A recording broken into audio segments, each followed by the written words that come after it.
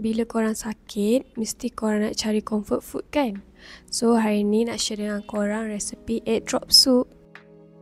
First, korang goreng dulu tofu yang dah disalut dengan tepung jagung sampai dia garing. And then, korang tumiskan bawang merah dengan bawang putih sampai dia garing. And then, korang masukkanlah air.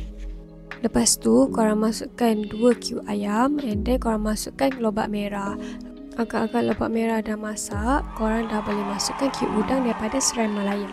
Bayangkan tak ada udang tapi ada bau aroma udang. Bau dia tu memang naik semerbak tau.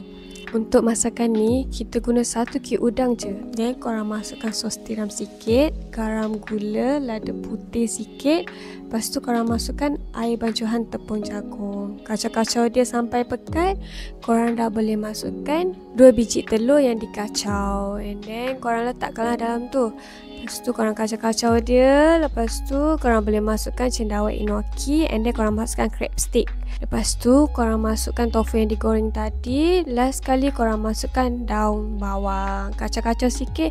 Dah siap egg drop soup kita. Ni kalau makan confirm sihat balik. Macam biasa, mak pesan masak biar dari hati.